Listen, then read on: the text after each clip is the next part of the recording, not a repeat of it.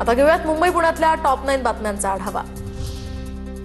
उन्हामुळे मुंबईला पाणी पुरवठा करणाऱ्या धरणांमधील जलसाठा 10% घटला। उन्हाच्या तडाख्यामुळे बाष्पीभवनाचा वेग प्रचंड वाढला।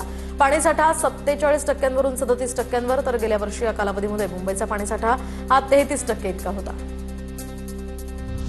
मुंबई महानगरपालिका ई-ऑफिस एआय तंत्रज्ञानावर भर देणार, तर पाणी पुरवठा प्रकल्प सुद्धा वेळेत पूर्ण करण्यावर विशेष भर असणार। आढावा बैठकीमध्ये आयुक्त अश्विनी भिडेंना सविस्तर कामांचा त्यांनी आढावा घेतला। विरार स्थानकामध्ये 15 डब्यांच्या लोकल थांबवण्यासाठी 2 फलाटांचा विस्तार करण्यात येणार। विरार डहाणू रोड चौपदरीकरण प्रकल्पांतर्गत विरार स्थानकाच्या क्षमता वाढीचं काम करण्यात येत आहे। मुंबईतील मेट्रो 2B आणि मेट्रो 9 या मार्गिकांच्या उद्घाटनाची नवी तारीख जाहीर। उद्यापासून या दोन्ही मार्गिका प्रवाशांच्या सेवेत दाखल होणार। मंडाळे ते DN नगर आणि दहिसर ते मीरा भाईंदर या 2 मार्गिका प्रवाशांच्या सेवेत दाखल होणार। मॉलच्या जागेमध्ये क्रिकेट खेळण्यास मज्जाव केल्यानं 75 वर्षीय सुरक्षा रक्षकावर दगडानं हल्ला। डोंबिवली पूर्वेतील टाटा नाका परिसरातली ही घटना। गंभीर जखमी सुरक्षा रक्षकावर सध्या उपचार सुरू।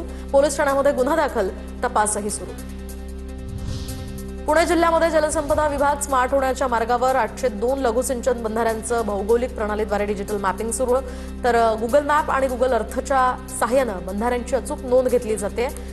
जलजीवन अधिक परिणामकारक करण्याचा प्रयत्न। पुण्यातील नदीपात्रामध्ये 168 सीसीटीव्हींचं जाळं निर्माण करणार। पूरस्थितीवर लक्ष ठेवण्यासाठी पुणे पालिकेचा महत्त्वपूर्ण निर्णय।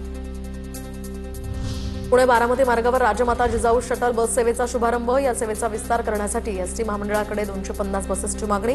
राज्यभरामध्ये टप्प्याटप्प्यानं सुमारे 3000 बसेस प्रवाशांच्या सेवेत दाखल होणार। पुण्याच्या नवले पुलावर आतापासून आधुनिक पहारा असणार, तर पोलीस नियंत्रण कक्षाशी सीसीटीव्ही आणि हायस्पीड गॅन्ट्री कॅमेरे जोडले। नवले पूल परिसरातील अपघात आणि वाहतूक कोंडीवर नियंत्रण मिळवण्यासाठी हा महत्त्वाचा निर्णय।